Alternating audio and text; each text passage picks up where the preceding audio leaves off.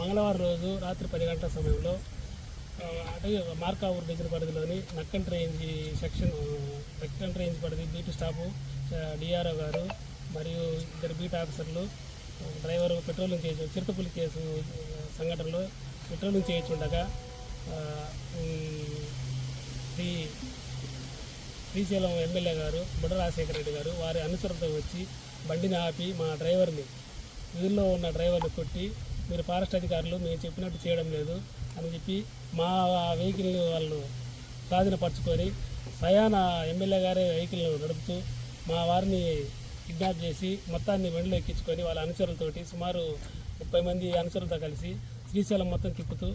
కొట్టుకుంటూ రాత్రంతా సుమారు 2 గంటల వరకు కొట్టి మరియు గెస్ట్ హౌస్లో వారిని బంధించి వారి అనుచరులతో ఎమ్మెల్యే గారి సమక్షంలో కొట్టమని చెప్పి ప్రోత్సహించి నానా దుర్భాషలాడి భయభ్రాంతులు చేసి వాళ్ళ దగ్గర ఉన్న వాకీ టాగులు గవర్నమెంట్ ఎక్విప్మెంట్స్ సెల్ ఫోన్లు పర్సులు మొత్తం లాక్కొని వాళ్ళని సుమారు 2 గంటల ప్రాంతంలో మళ్ళీ తీసుకొచ్చి అదే ప్రదేశంలో వదిలినట్టు మా వారు చెప్పినారు. ఈ విధంగా అటవీ ఉద్యోగులు విధి నిర్వహణగా ఒక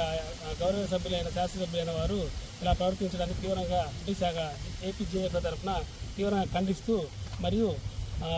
శ్రీయుత పవన్ కళ్యాణ్ గారు మా అటవీ మినిస్టర్ గారికి ఈ సమాచారం తీసుకెళ్ళి వారిని వెంబటే ప్రభుత్వం తరఫున చర్యలు తీసుకోవాలని మరియు విధి నిర్వహణ ఉన్న వాళ్ళందరూ ఎస్సీ ఎస్టీ మైనార్టీ వారు కాబట్టి వారి మీద వెంబడే ఎస్సీ ఎస్టీ అట్రాసిటీ కేసు పెట్టి ప్రభుత్వ పరంగా చర్యలు తీసుకోవాలని ఏపీజేఎఫ్ మార్కాపూర్ తరఫున తీవ్రంగా హెచ్చరిస్తున్నాం.